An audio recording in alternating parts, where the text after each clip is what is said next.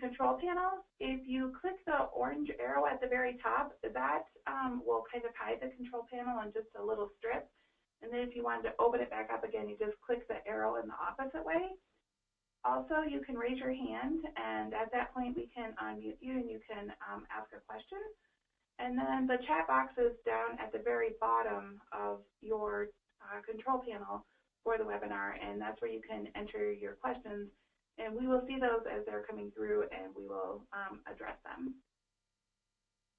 So we have two presenters today, Crystal Langholz and Lisa Wagner, and I'm going to hand it over to Crystal now to get started.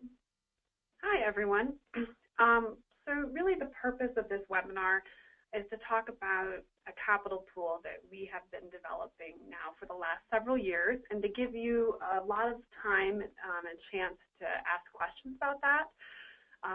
So I know we do have some different investors or partners that are joining us that we're interested in learning today, but just so you know, most of the focus of this webinar and our talk today is going to be talking to our native CDFIs to give them a better sense of what that pool looks like and to give them a chance to provide feedback and for us to answer any questions that we're going to have about that. So I'm super excited about this, and I know many of you on the line, so feel nice. I get to spend lunch with friends here.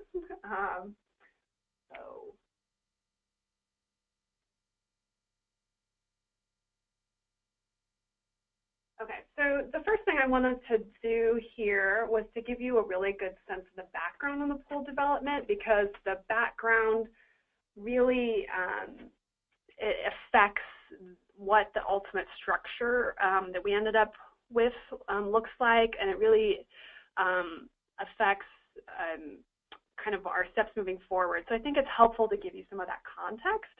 And many of you have been part of those journeys, so some of you might know some of these things already, but just wanted to help you, help us all be oriented around this. So in 2012, OESTA did a report about kind of the capital access challenge, and I think it was a really good report, but it really highlighted what we all knew already and what, you know, much of the research that has come out of the CDFI fund in the last 20 years has shown, and those sorts of things, which is that capital access is a challenge, you know, and is, of course, many of the reasons that OESTA came to exist in the first place as our native intermediary.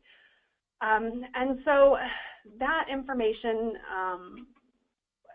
getting a better understanding of that challenge, I think really informed when we went into our strategic planning process. So many of you did interviews and stuff with us in 2015 when OESTA went through our strategic planning process. And many of you all shared the need for longer term low interest capital beyond kind of what our current products and offerings were.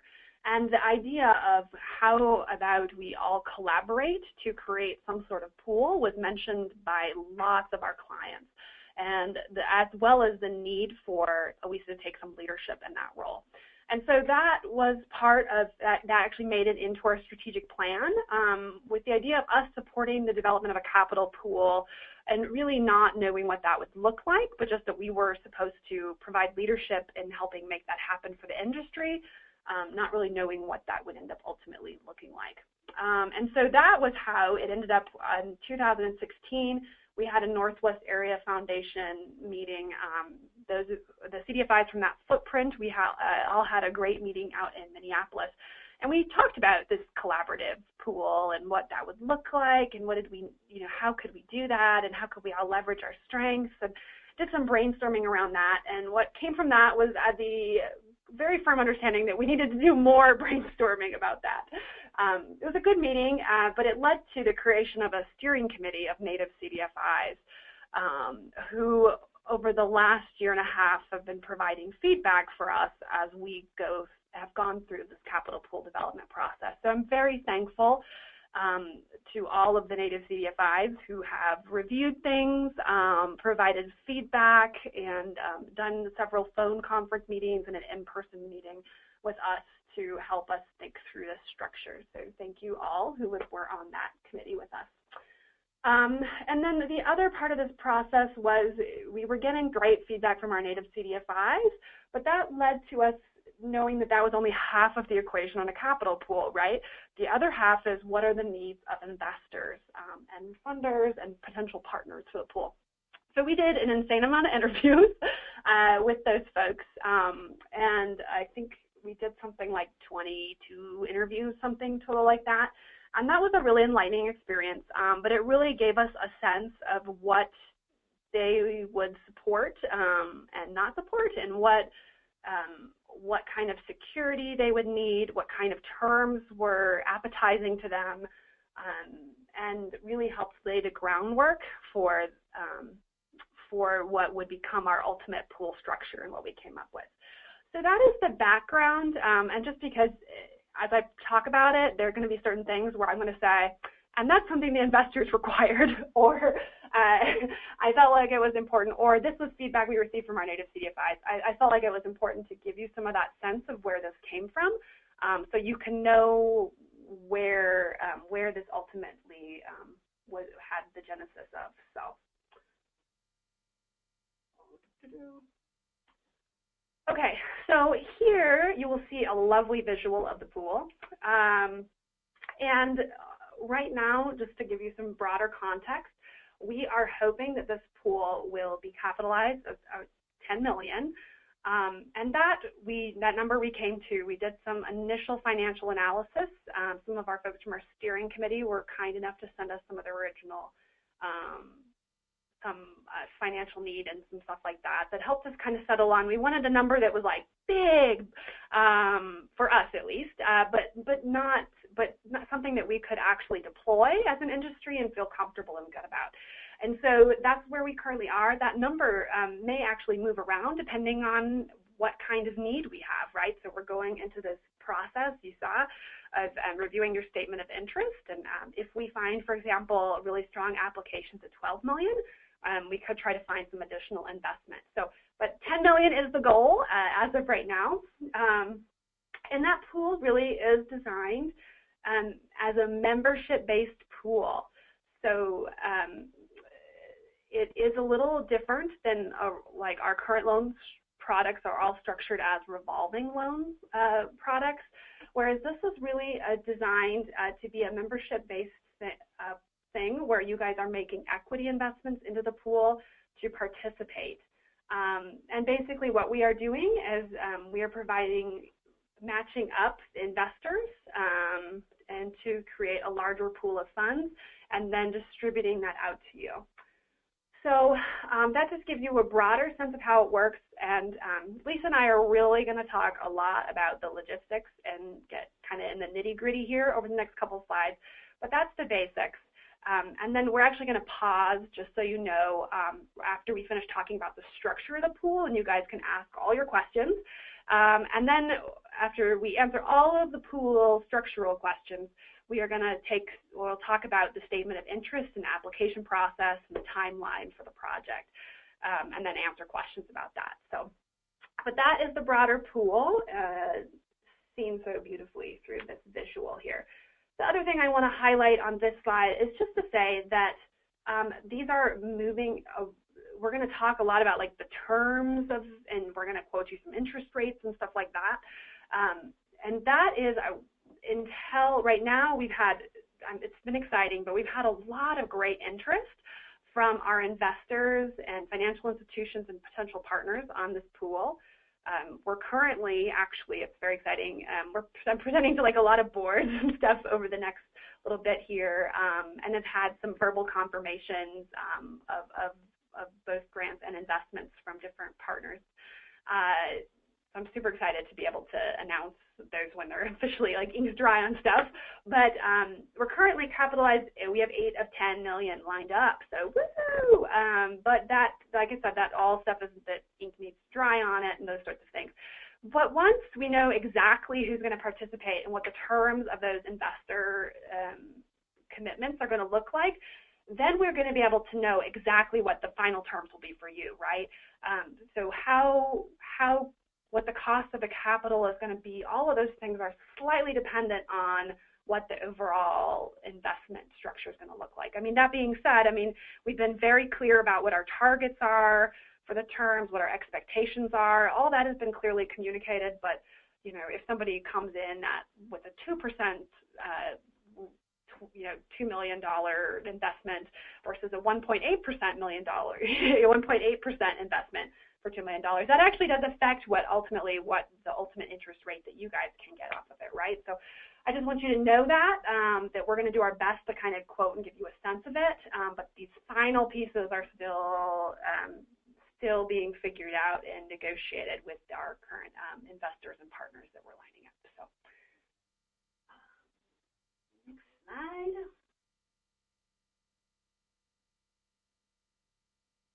Okay, Lisa, will you talk a little bit about the organization? Okay. Hi, everybody. Can you hear me, Crystal? I can. Great. Okay. Hey, I just wanted to add one other thing to what Crystal said about the process. When she first contacted me about helping to facilitate the development of this pool, my first question to her was, is my ultimate client a WISTA or is it the industry? And by that, what I meant was, is the goal to design a pool that's going to be a product of a WISTA, or is it to design a pool that's going to take on whatever structure can best serve the industry? And so, as you might imagine, that could end up in looking like two different things. And so, without skipping a beat, of course, Crystal immediately said, absolutely the industry. And I just think that's important for you all to know that this, where we ended up was really about how can we harness appropriate amounts, larger chunks of capital at the best terms for you all. So that being said, Crystal sort of summarized this in the visual before on the slide before, but so this will be a dedicated capital pool within a WISTA. So what that means, one of the reasons that helps keep costs down is because a WISTA is ultimately on the hook. So as the native CDFI members, each member will invest 5% of their total capital need, which will go towards a loan loss reserve. That will be a deeply subordinated loan. And so basically what that means is, let's say you were wanting to apply for $1 million in the pool. You would have to contribute a $50,000 to the loan loss reserve. Okay, and this will be used as a cash reserve and a first loss on the pool. So once you repay your loan, then you will get your cash investment back. However, if you default your loan, you'll fully forfeit that investment. Also important to know that this is a member-based pool, so if another member defaults, you may lose a portion of your investment, okay? So now the other thing is the pool is going to have a 10% loan loss cash reserve. As the native CDFI members, you would invest 5%, and a WISTA will match that 1-to-1, and that's where the additional 5% comes for the total 10% of the loan loss cash reserve. Okay, so that's how the loan loss reserve and member investments work in terms of the pool. Okay, so Crystal, you want to talk about the targeted funding structure?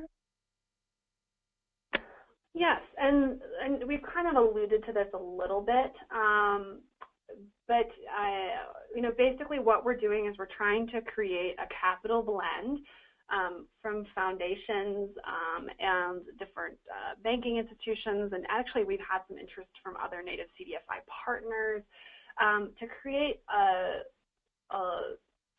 pool that is going to have a blended rate that's going to support a low cost of capital to you. So our goal is to have a 10-year term, and the hope is that we can average the overall cost of capital to be below 2% with the pool. And as far as what it's going to ultimately look like for you all, is that we're planning it to be interest only for the first 2 or 3 years, and then have it be amortized in semi-annual payments. So our overall target structure is to have $9 million in low-cost debt, and then to have $1 million in grants. And of course, we're like super pro more grant than that. If we can find more additional equity to be put into the pool, and I said that will help keep the cost of capital lower, even than what we've discussed. But that's the target, and I'm actually really we've had some we have had some verbal confirmations of where that grant money might come from, so that is very exciting because that was that's a very important piece to being able to make sure that we keep a good blended rate. So that's great, but that's the targeted funding structure, and we say targeted, right, because we're not exactly sure exactly what it's ultimately going to look like. But it being 10 years and the overall structure of it is pretty set. So, and all of the investors that we've spoken with are pretty comfortable with that. So it'd be 10 years for you all as well.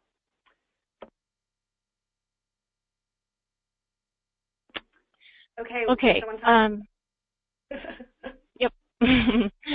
Okay. So once the pool funds are dispersed, and they'll be dispersed in a lump sum, which I think Chris will talk about in just a minute a little bit in terms of the products.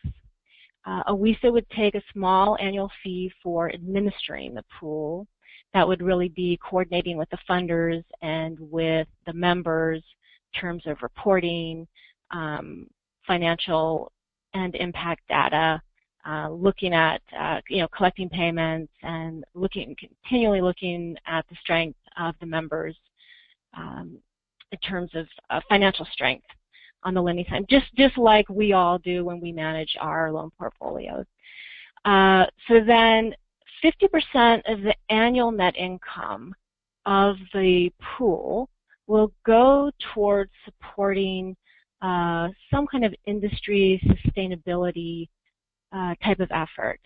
And that might be, for example, providing some funds to NCN to help advocate for a subsequent pool, or additional capital for native CDFIs, or the various things that they do, or might go towards helping a member who needs particular help in an area, or perhaps a group of native CDFIs or native CDFI who is maybe close to being able to qualify for this type of capital pool, but not quite there, and provide some capacity development type of support.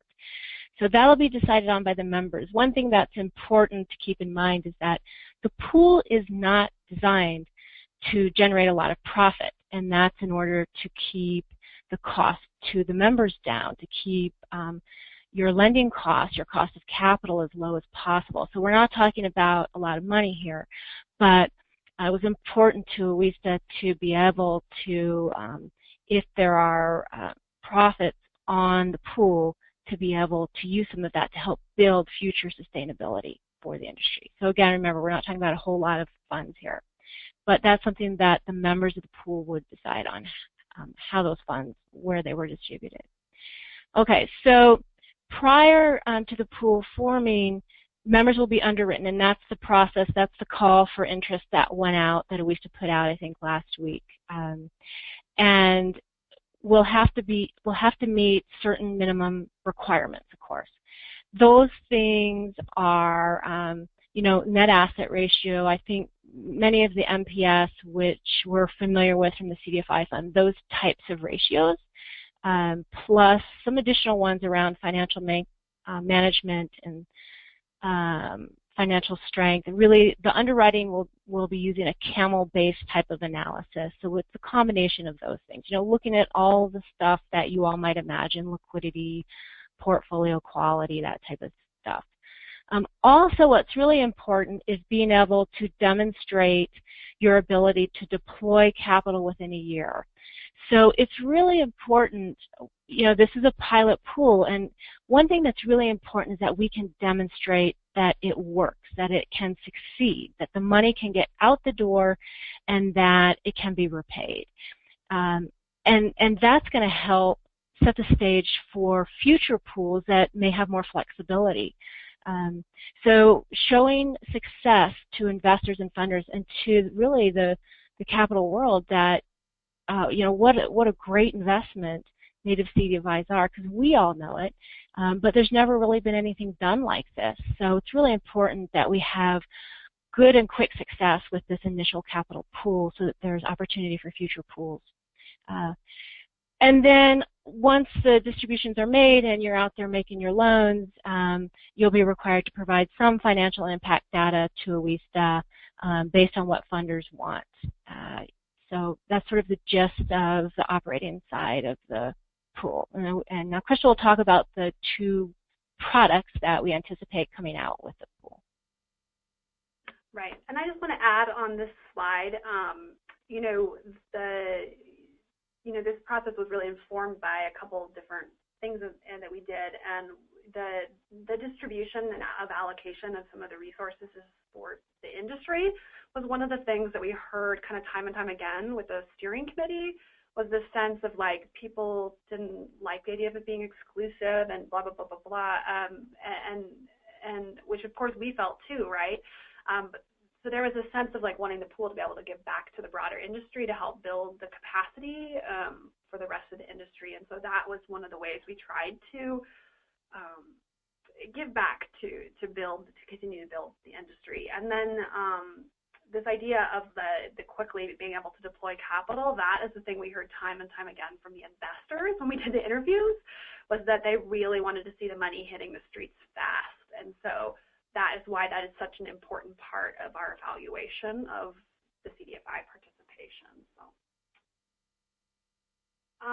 So with the two products that the pool is going to offer, one is going to be a low interest secured amortizing loan, which is up to 20 times the native CDFI investment. So basically the idea there is that, like Lisa said in the example, if you put in $50,000, you would be able to apply for up to $1 million. But you could get up to 20 times what you put in. And that we're estimating that to be somewhere around 2.5%, right? We're trying to blend the cost of capital around 2%. And so that if it ends up being around 2%, then we try to get that back out to you at 2.5. And then the other product is something that we heard from the steering committee that we all wanted, which was a more moderate interest loan, but something that had a grant combination with it. So the idea here being, a lot of you all feel like you're gonna try to scale up your operations to get more capital in the streets, right? Like there was a lot of people that were like, well, we're gonna need a new loan officer, or we're gonna need or people that were concerned about the balance of debt to equity in their overall organization. And so we wanted to have something that had an equity component, that it could help balance what was happening on your balance sheets. And so we do have a more a moderate interest grant combination where you can actually, same thing, where you can still access up to 20 times your amount of your investment, but you could get 10% of that in grant. So let's go under this example of the $1 million application, right? So let's say you're going to apply for $1 million. You put in $50,000 towards the loan loss reserve, and then you actually get $100,000 in grant, and then $900 of it you would get in loan. So hope that makes sense. But that would be an estimated interest at or below 4%. Something that's important to note on that product is that would have a prepayment penalty. So I'm not going to lie, when it was funny, I was telling Emily, our loan officer, I was telling her about these two products. I was like, well, which one would you be more interested in? She was like, well, I would be interested in the moderate interest loan and grant combination, and then I would give the loan right back. I was like, ooh, sneaky girlfriend. So anyway, to make that work, these actually are the same when we did our pro forma, right? They actually work out to be the same for the overall pool. But to make that work, there's a prepayment penalty if you, based on how much of the outstanding time you still have left on that loan. So anyway, but those are the two products, and I hope that they give you a little bit of flexibility in what you think would work and meet the needs of your CDFI. So we are going to pause right now and would like to take any of your questions about the loan structure, how we're going to do, you know, any basic questions about how it would work, and then after we do that pause, we'll hop into the process for how you apply and a little bit more with some follow-up pieces there. But does anyone have any questions? Either you can write them in the box or you can raise your hand. I'm going to give you all some time. Looks like we have a couple questions coming through.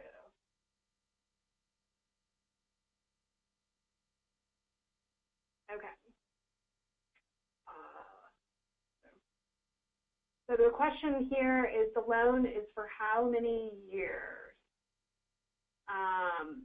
So that'd be 10 years. The first couple years would be interest only, and then the last several years would be, the loan would be amortized out. But it's 10-year term is one of them. Crystal, I just want to add on that, the 10-year term is pretty set. That's what we've been looking at and targeting. You know, the interest-only period, that's something that will be finalized in final negotiation with the investors, and it'll really look like what their investment looks like to WISTA and what they're looking for. And that's going to really drive that portion of it, you know, whether there's amortizing and how long the amortizing is. Okay, great. So, and then one of the questions that we got from multiple people was the question about security. So we said that was secured. Do you want to talk a little bit, Lisa, about how we were thinking about security? Well, I think and again, this will somewhat be driven by final discussions with funders and investors, but that, you know, the loan would be secured through the direct assets that you invest when you make the loan to your customers, and then otherwise structured in terms of typically how, so that's the recourse. So for those of you, for example, who are familiar with the USDA IRP loans, where USDA takes the security in the loans that you make and the collateral that you take on those loans, that would be the specific recourse for those loans. And again, that's something that you know, may change a little bit when we get into the final discussions with funders and investors. Mm-hmm. Yeah, and then there was a question about what kind of collateral would be allowed. Was there, I know we've talked about 50%, but what, Lisa, did you have anything that you wanted to add around the types of collateral to more flesh out that question? Well, I think this is, so, you know, when you ask about the underwriting questions, and when I say underwriting, I mean the underwriting that a WISTA will be doing. You know, what we'll be looking at as, you know, that'll be one of the questions that we have to you all is, you know, do you take collateral? What's your requirements on collateral? I want to say that we don't really have, so I'm thinking about this sort of like how, when we talk about small business underwriting, right, we're going to be looking at all those different components together to see how combined they affect the overall financial strength of your organization. So, you know, I don't think right now we don't have any one hard and fast rule for any one area.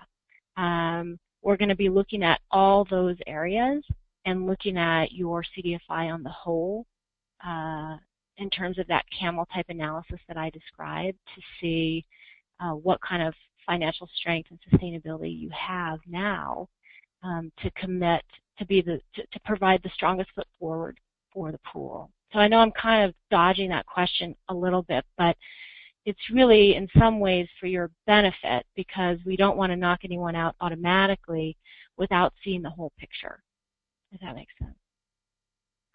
Yeah, and not only is this feedback that is going to be valuable that we want from investors, but this is also, we're going to talk a little bit in the timeline a little bit later about, trying to have a meeting of the members of the pool and stuff like that. Because OISA is a recourse to OISA, we obviously are going to we have a lot of years of experience underwriting and working with all of our native CDFIs. So we're going to, of course, that is what has guided the process that we've been going through so far.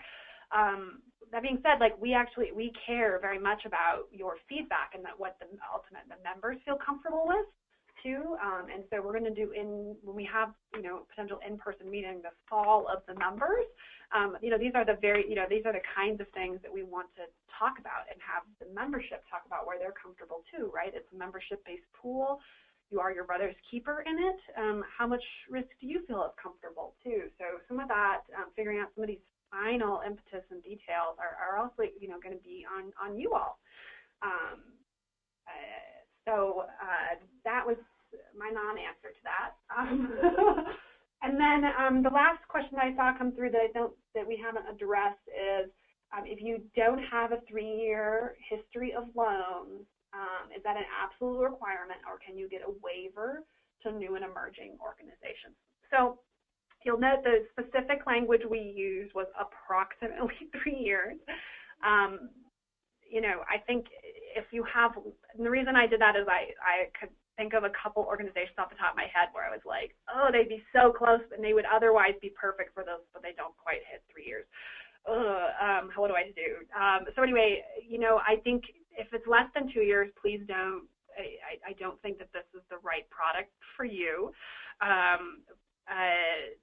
If you have over 2 years of lending experience and you're like, I'm close to 3, I'm almost there. I think it's worth it to give me a call and we can talk about that, about whether or not this is the best fit for you. And I'm going to remind you all of our other lending products and services too, because we might be able to find a better fit in some of the other resources that OISA has for financing. So I can answer that. What can the funds be used for? Lending, construction, development, etc. Yeah, so whatever is the kind of lending you do. So this is the thing we have really pushed on investors about, is to make sure that there weren't going to be overall restrictions on, they only have to be for small business owners or home ownership or consumer. None of those restrictions are going to be on the pool. It's the kind of lending that you do, right? So we do care about, for example, we're going to look at your loan policies. We would want to make sure that you were doing lending that was in line with your loan policies and the kind of work that was part of your mission and part of that big overall picture Lisa talked about. But yeah, we believe in the work of native CDFIs, whether you are, because you're focused on consumer lending and building the credit of your community, or you're a housing lender. We are just excited for the work that you are doing in your community and want to be able to support that. So, I just want to add one thing about that too, Crystal.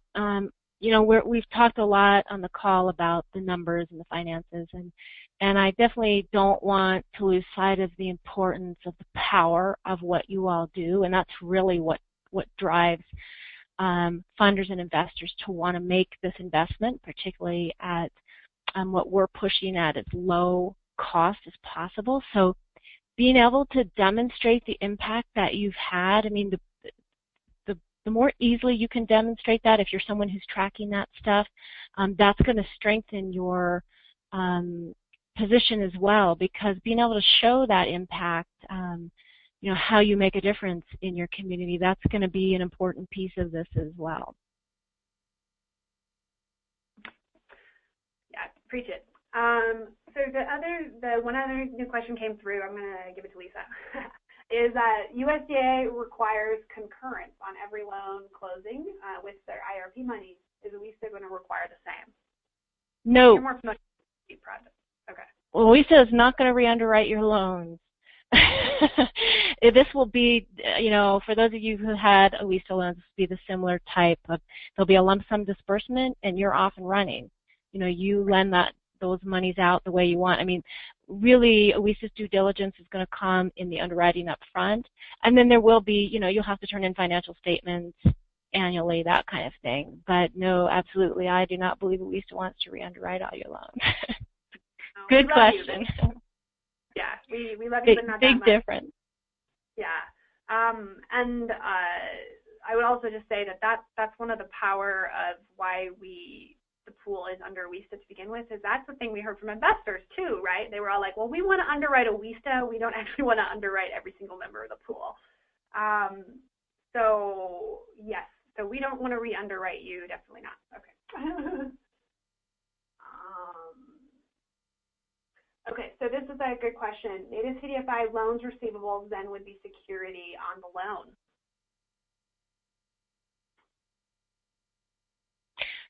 Yeah, so I would say, right, the ones connected to the pool money that you receive. Those are the assets connected to those lending dollars, right, that you lend out. And so if you take collateral, those are assets connected to those dollars that you lend out. Does that answer the question?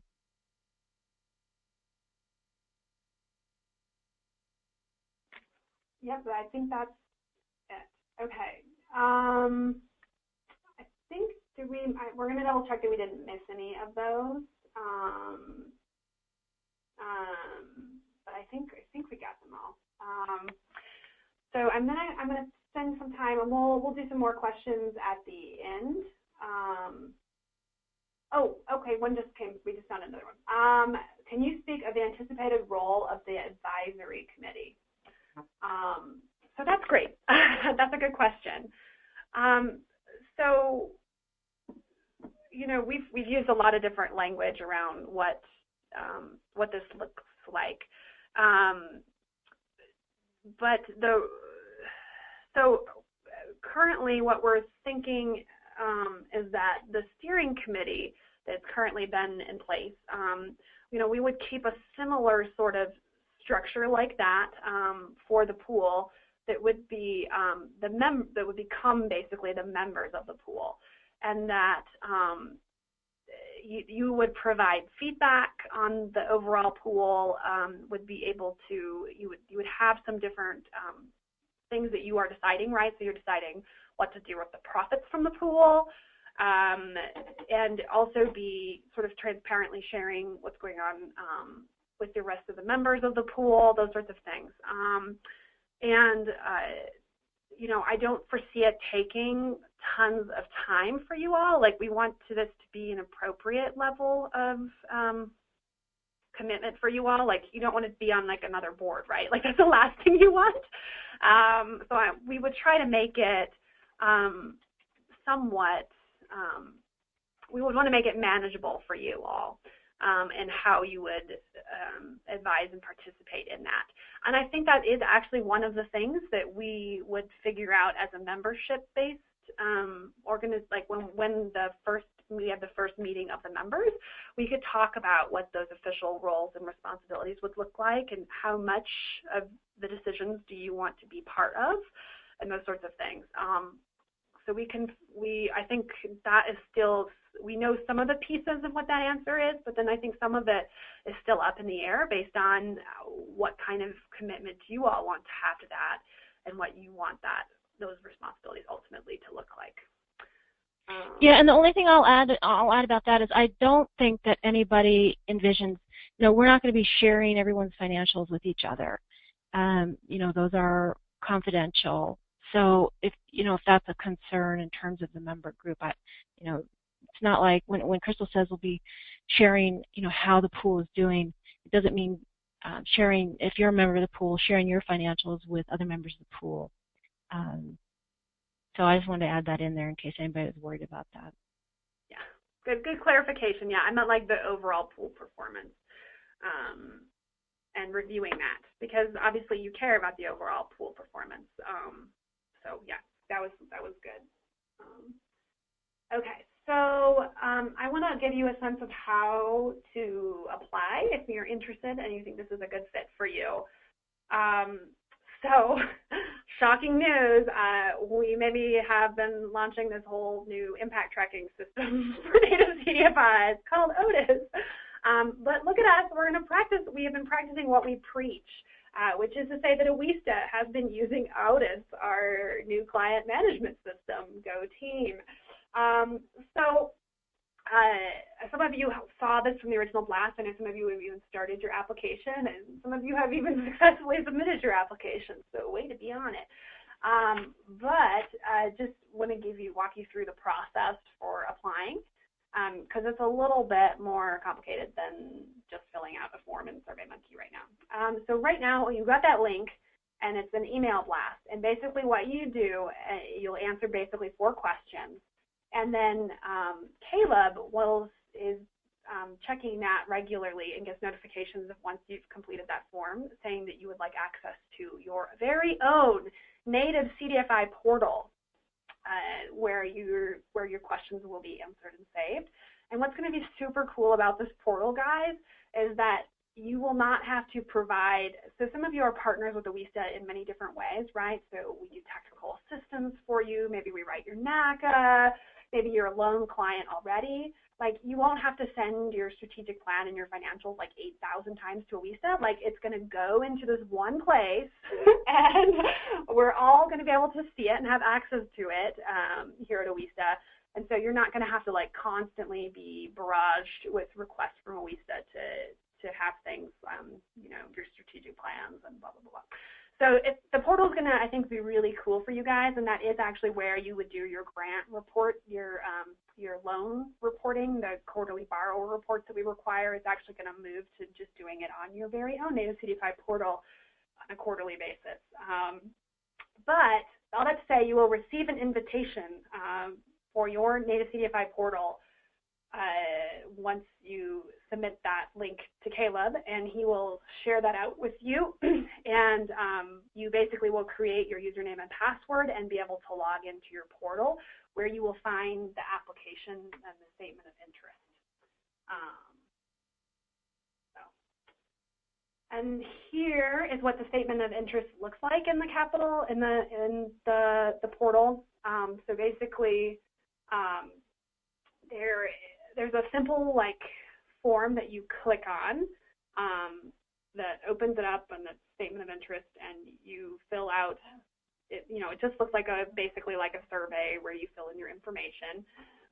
And then we tried to make the underwriting in application as easy as possible for you. So instead of making you fill in a whole bunch of stuff, we're just letting you dump a whole bunch of attachments in here. And so you can see the list of attachments, but they're all the things that you would expect. Your audits from the last 3 years, org chart, loan policies, your portfolio information, and your year-to-date financial statements. So you just basically dump them in there, and voila, you would be done with that part of the process. But the portal looks pretty sweet, guys, so I'm excited. And if you do have problems with it, you can let me know, or you can let Caleb know, because we really want to make that, we're still learning in that process, and we want to make that as user-friendly for you as possible. So let us know if you have any problems at all. Okay, so other things we want to talk about when you fill out that application. So a couple things. Your maximum request is $1 million.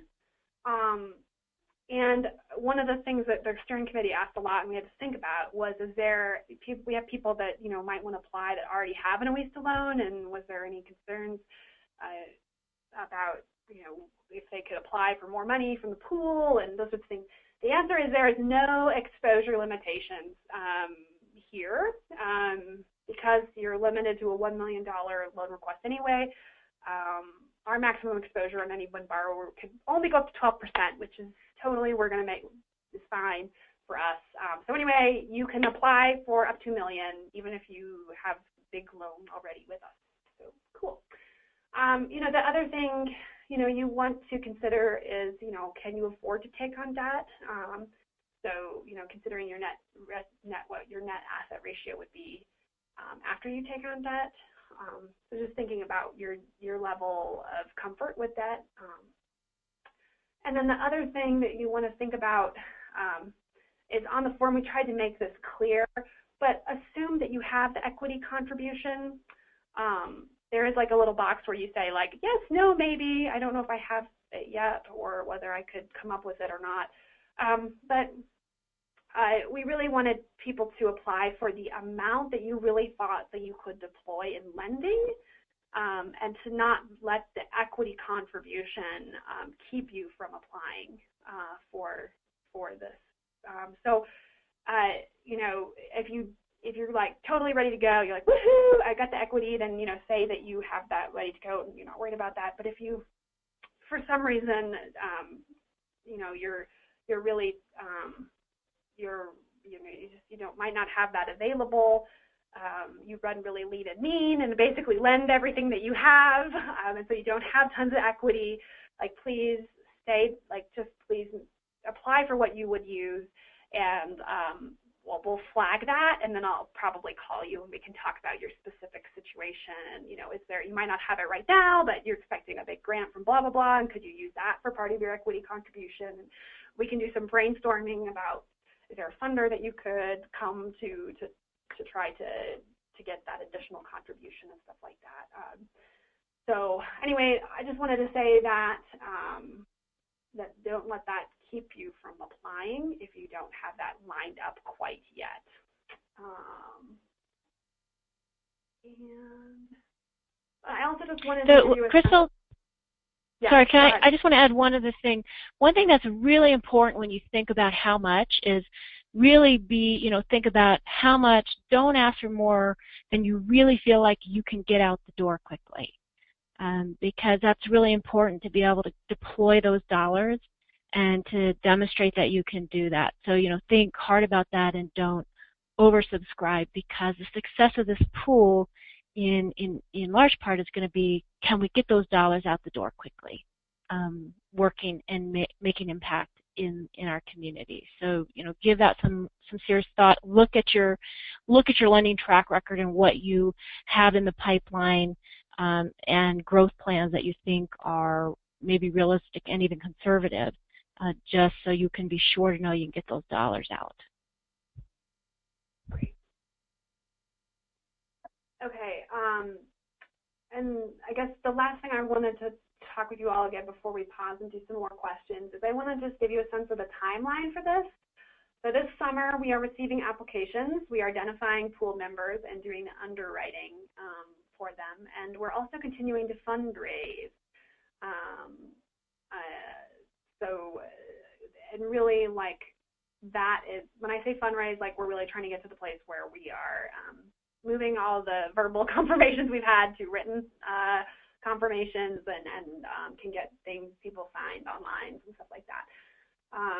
And then this fall, we are hoping to meet with members to hammer out details. So, you know, trying to do some sort of in-person meeting this fall where we can have some really good conversations around what they feel like would be appropriate levels of participation in the advisory board, and talk a little bit around some of these other pieces here.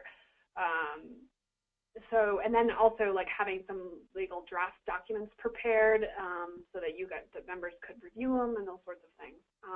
And then winter, you know, figuring out the distributions, developing the reporting requirements, which, you know, we probably would do in concert with the advisory committee to make sure that they felt that they were rigorous in meeting all the investor criteria without being really terrible for you all. Having our first investments are scheduled to come in this winter, so that's exciting. And I also think we should be planning a party because this is a big project. And I think we should all get together in the spring and, you know, for example, our access to capital convening is usually scheduled in April or May, and that's actually going to be a national event this year, which is fun and exciting. So we have heard everyone's cry to participate from outside of the Northwest Area Foundation footprint. We're going to make that work, but I think we should have a party there, so I'm just putting that out. And then this spring, having the final investments coming in and setting up loan distributions. So that's sort of the overall timeline for how we're expecting things to move. And that being said, this has been a crazy, interesting project. I'm feeling pretty confident about this timeline now, but if something gets pushed back a little bit, that might happen. So just going to be real candid and transparent about that. So this is a good question that we had. So this does lead us to a good time to do questions and answers. But we had another question come in. Can we apply for $250,000 after we already lend that out? And then can we apply for more, right? So this idea of, is it revolving, right? Can you request only so much and then come back and request more from the pool? And the answer is no. I mean, this is a one-shot distribution. It is not a revolving pool. I think this is a good question as far as how long would you feel comfortable carrying idle funds on, knowing, like, for example, if you are, maybe, for example, you are planning a large expansion of your lending products, like you're going statewide or something, and that's not going to happen immediately, but you need that capital. That's the kind of things when we talk about evaluating the organization holistically that we would look at. If there was you were planning on scaling up your lending in some way that isn't reflective in your current deployment or in your past history. But that being said, like, you want to be applying for what you can use well in the next year. But that is a good thing to point back. We're announcing and we're talking. I clicked the wrong button. Okay. That being said, like, there's a couple things I want to say around that, which is this is a pilot pool. So we are hoping, I'm just going to be really candid, that in the next 3 or 4 years, maybe sooner, we can put together another pool like this.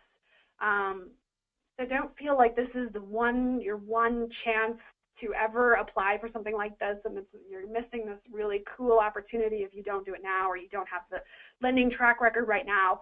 We're thinking pilot, and it's been good. It's really helped us build relationships with many different funders and investors that we haven't had within the past and stuff like that. So I think that's a very viable thing if we do this well through the first time, to have plan another pool here in the next couple of years. And I also just want to reiterate that just because you couldn't come back to the capital pool for money, that doesn't mean you can't come back to OWISTA for money. So on the screen, you see our loan products here. We have what's called a first-in loan, and those are for our emerging CDFIs. And we're actually willing to be, if you've never made a loan before in your entire life, we're willing to be the capital that you use to start lending. Those are shorter-term loans, and they're slightly higher interest, but they're still only 4 to 6%. And those are really, for many groups, that's a really important product in order to have people, have their first debt. And so we do have those loans, and then we do have capital loans that are available for the developing and mature CDFIs. They currently go up to about $600,000 is how much we can handle, and have an interest rate of 3 to 5%.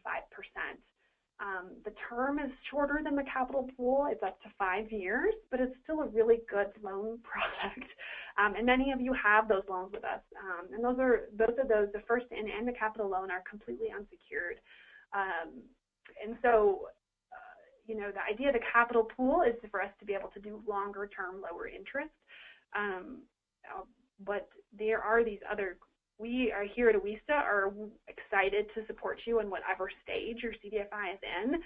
And, we anticipate that, our capital pool will work in concert with our capital loans, and these things are all going to work in concert to support the native CDFI industry.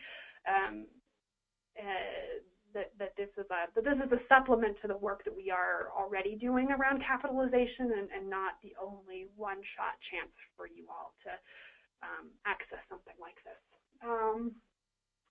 So yes, we have another couple questions coming in. We have a couple more minutes here, but we're going to take these final questions.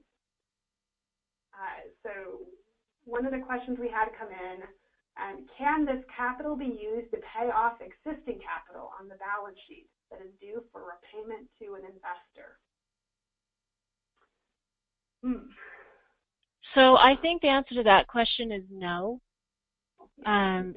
This capital has to be lent out in new loans, and the primary reason is because we really need to demonstrate the impact of that. So it's not, the purpose is not to refinance another loan. And kind of, adding to what Crystal said before, this first pool, remember, it's a pilot pool, and so, it's not going to fit for everyone. But I really think that, I'm really excited about it because I think we can demonstrate the success. It's going to provide a platform to show the incredible power that you all have that's so hard to show individually, because for so many of us, we're working in challenging markets in terms of size and the need for the training and the development services that so many customers need. So this pool is going to provide a platform to really show how powerful the work is that you all do. And I think that's really, our hope and expectation. It's going to lay the groundwork for larger amounts of money and future pools that may have some more flexibility to do things like that. But this first one really is structured a little bit more rigidly to make sure the money gets out, successfully repaid, and we can demonstrate the impact so that we can build the ability to tap into even larger amounts of funds with more flexibility for you all in the future. Yeah, preach it. We got this question again, this question about and we actually got it like a lot throughout the course of this, which is the idea of, can I apply and deploy some quickly and then apply again? So what I'm thinking is maybe something we need to talk about, Lisa, and we can talk offline. But I wonder if there isn't a way that we could do some sort of staggered release of funds, if that's the concern for folks. You have to apply for the amount that you want. But if you're concerned about, you want 6 months or something like that to get the initial capital out the door, and then another 6 months, we did have planned that there would be six months of no interest, that you would have 6 months before you had to start making any interest payments at all, which means that you're not paying on capital that you're not using, which is important. But this is interesting that this has come up several times. Lisa, did you have anything that you wanted to say around around this idea? No, nothing that I haven't already said. I think just the importance of how it's not going to fit for everyone right off the bat, and that if we can show success and get these dollars out the door quickly, then I think that lays the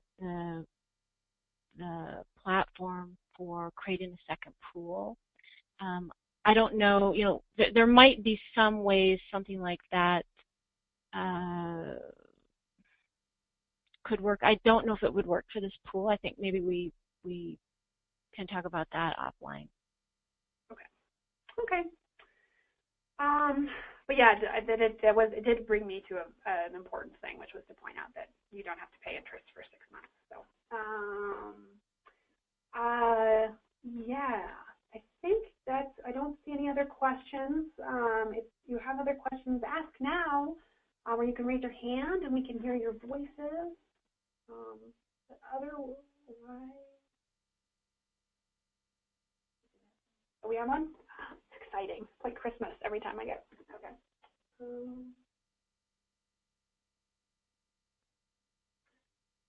Yeah. So this is a great thing that came through. This is a comment, and I'm guessing it's from an NDF, from witness to it. But it says, Lisa, recall when an NDF got dinged with NACA for having too much cash sitting on the balance sheet at year end. So yeah, part of the reason that we don't want to give you too much capital all at once is we don't want to hurt your deployment issues, right? We don't want you to get a whole bunch of capital. you know, right before you have to like write your NACA, right? And it's like, oh, your deployment is 5%. Like, we don't want to do that to you all. And so, so yeah, I think that's why we're getting this like idea of apply for what you could use in a year, and be thoughtful around that. And Crystal, one of the other things that's driving that is in our conversations with funders and investors. I think one of the hesitations is, can the capital really get deployed? And so that's why, I mean, I'm sounding like the downer here, but that's why I think it's really important to demonstrate that we can get that money out the door in this first round. Because I think that's one of the hesitations that at least some of the funders that we spoke with had. You know, can this really get out the door? And one of the concerns. And so I think that's where some of that is, a lot of that's coming from, that requirement. We did have, I noticed, Sheila, you raised your hand, but you don't have your pin on right now, so we can't unmute you. And I just sent it. So we just sent you a pin, so you should be able to get that, and then you can ask your question. Okay. Was there any other questions in the meantime?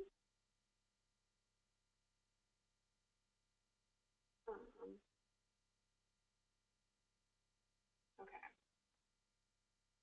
So why we're kind of, things are still trickling in here, I just wanted to say that, say thank you all for your time.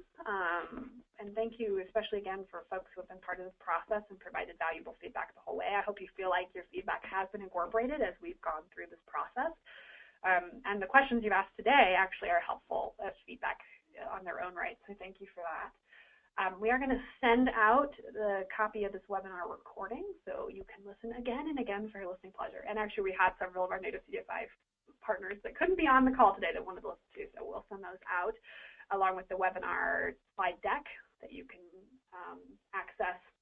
I just would say, please, please, please, please, please, also, if you have questions, call me. You feel comfortable calling me. We want to be a resource for you all. You can also call Lisa. She's pretty cool.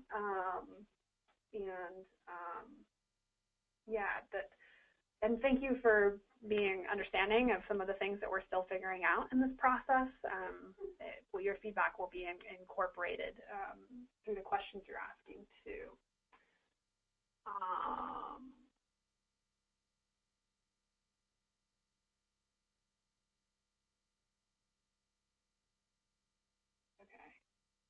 So there's a comment or a question, kind of, we would have to be able to get loans out the door before the grant application went out. The question's about timing as far as, you know, like I said, I was thinking more like a year, so I don't feel like you have to like have them completely ready or lined up, or you know, they don't have to be loans currently underwritten or anything like that. If somebody is more curious about when, you know, we're going to try to time this, you know, if you're talking about other grant applications, right? So we're going to try to have the money go out in the spring. So it should be money that you should be able to deploy, hopefully before the end of your calendar year, which is normally what the CDFI fund asks. So if you're curious how this will affect your deployment ratio for the CDFI fund, we're hoping to time it actually in a season where it would fit well with being able to keep your deployment ratio at a good place for your NACA application. But yeah, you don't have to like get the money like, you do not, it's not like a, you know, a bond application where you like need to know your 25 projects that you're going to have lined up. We're definitely not doing that, but just want to make sure that whatever you're requesting is a reasonable size request for you to use well in your community. All right. Well, I think we'll be aware of your time. We are 5 minutes over here. Like I said, feel free to contact me if you have any questions. If you have additional feedback too, that we weren't able to deal with effectively, like you're like, well, this is a huge problem for me, and I want to explain it to you, and give me a call, because we do, like I said, that's how we've been making our progress so far, is through the steering committee and their feedback, and so we want to be responsive and thoughtful and create a structure that works well. Not for everybody, unfortunately, but we do hope we can help everybody regardless of where they're at. But hopefully it'll work for many of you, and are hopeful that it will. So with that, Lisa, was there anything else you wanted to say or add? Nope, I'm good, thanks. Okay. Well, great. Thank you all so much. We're excited to partner with you and excited for your feedback and thoughts. Have a good weekend. Bye.